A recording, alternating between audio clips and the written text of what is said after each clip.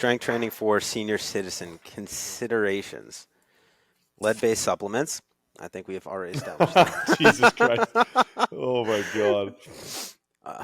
So I've worked with a Strength. handful of senior citizens, and I hate to put out facts that I don't fully know, but one of the things that is a predictor of like when someone's going to die is a shortening of their gait cycle, right? They start to shuffle. They fall over. They have no hip stability, and that's what it boils down to. Is they don't have the stability to take a longer stride length. So that's kind of one of the things that's exactly one of the things that I focus on when I work with people that are older. It's like, all right, you have no stability, so you can't move. Your body's just kind of casting itself into this position. So we need to get you into a longer stride length, and we need to get you to be able to reach overhead, and we need to get you to get off the ground. These are kind of like the life things that are going to be most demanding as you get older. So basically just understanding how to stabilize yourself, how to control positions that if they were to get into in day-to-day life, they would be in a sacrifice position, getting better control, getting better ownership over that. And that's going to be the thing that keeps them more safe as they're living life on this planet against gravity. Yeah, I mean, for me, it's thinking about the inputs more than the outputs.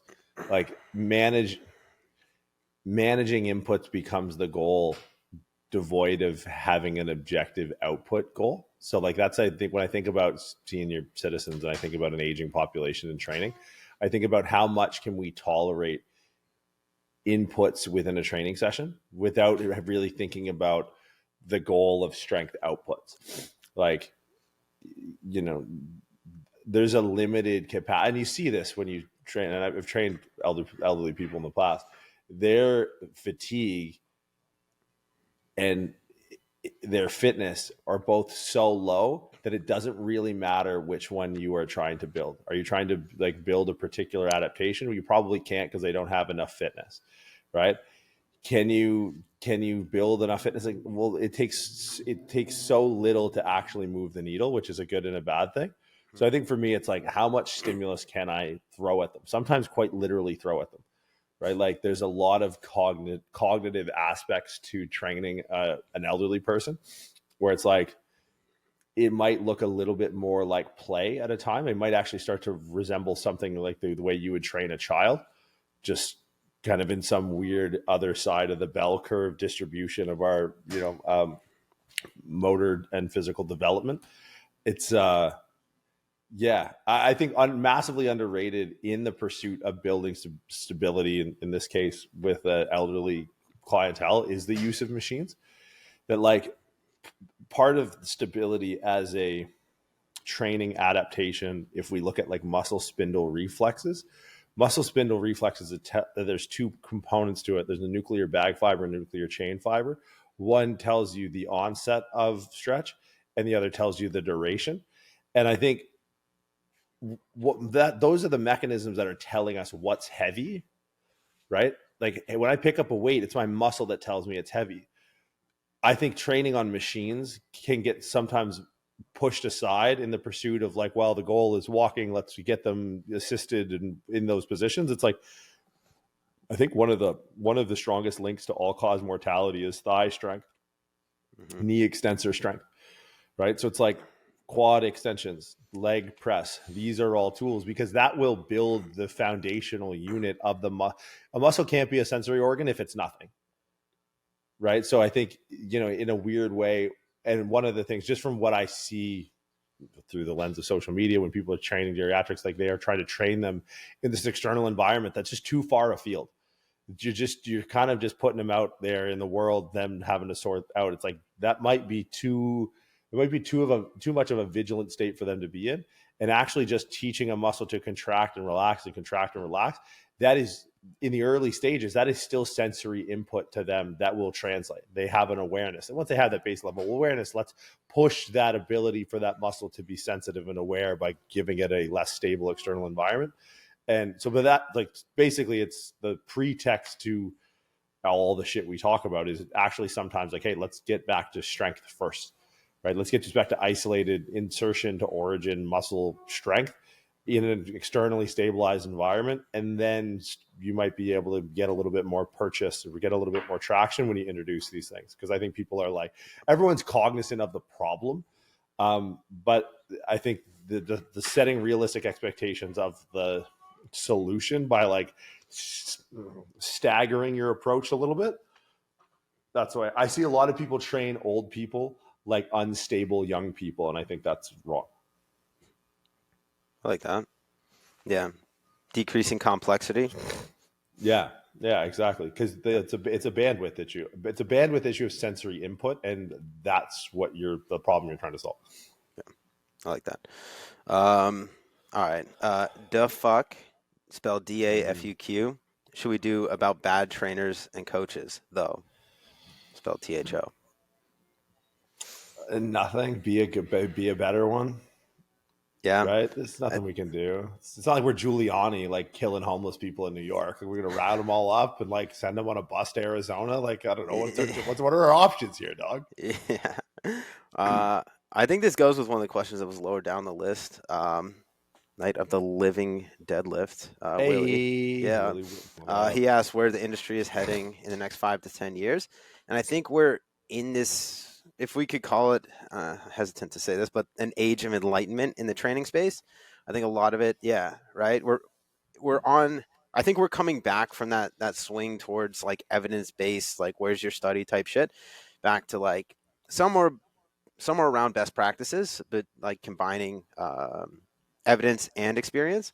So I think over the next 5 to 10 years, we're going to see a lot higher level of a lot higher ceiling is what we're going to see in the training industry, which means that the floor is always going to be the floor. Like there's always going to be trash trainers, but I think the ceiling continues to get higher, and it even goes with one of the questions higher up on the list is not all these people have the accolades that people might have had 10 years ago, right? It's not CSCS or like a master's degree in exercise science, but it's people that have been doing this for a long period of time. The internet allows us to share information very quickly, and there's a lot of information readily available. So the people that are more able to vet that information, apply that information, and sort out what's good and bad is going to continue to drive the profession forward. And I think there's going to be a really high ceiling just in the free market space. And like there's always going to be like the Good Life or the 24-hour fitness that just like has these entry level trainers. But I think there's going to be a lot more of an industry carved out for the one-off, like one-on-one online coaches or high-end like personal trainers. So I think you're right. I don't think we have to do shit about it. Just keep getting better at what you do, and there's going to be more access to better trainers that it doesn't fucking matter. Yeah, I think the number of people moving into the industry on the provider side will continue to increase. I think our ratios will stay the same. I think all the trash trainers will just be new trainers.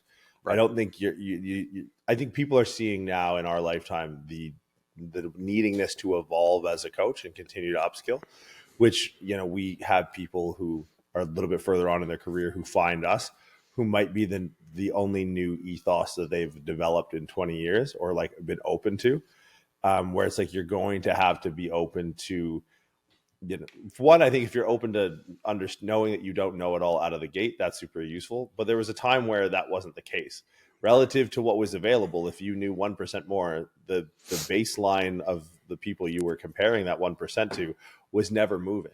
But thanks to guys like Huberman and maybe us, that then the accessibility for the consumer to get smarter, to be more informed, is pushing it so that if you want to stay in this industry and stay relevant in the industry, you have to be, that's now a moving target, where like before you could just get your certification, train a few people, and then kind of be comfortable in the fact that your consumer base was not going to really get smarter about the stuff that that's not the case. So it's keeping us sharp.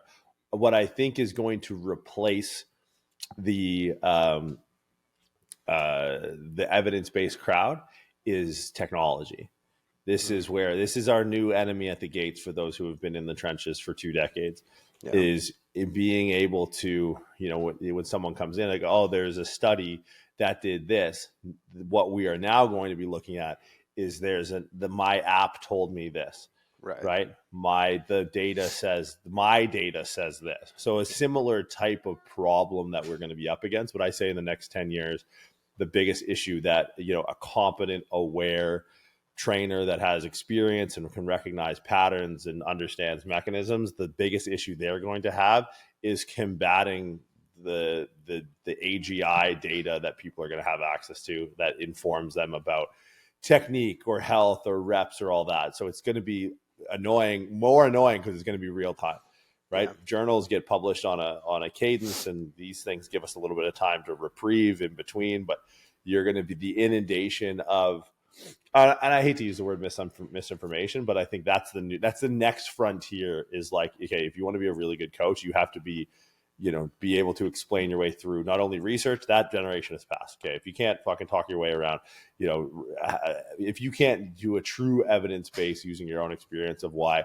a ketogenic diet might not be the best or might be the best, or being able to layer context, you're going to be really on your heels when people start coming in with fitness apps and wearables. And we have conversations behind the scenes with people looking to develop this stuff. It's here. Yeah. And you got to be ready for it, because it's a little bit more clever than the stuff that we're used to having to combat against, which is abstracts and poor research articles. Yeah. Yeah. I think the baseline's still going to be shit trainers. Like they're going to be on the floor. I think technology's probably very soon going to surpass what they're capable of doing.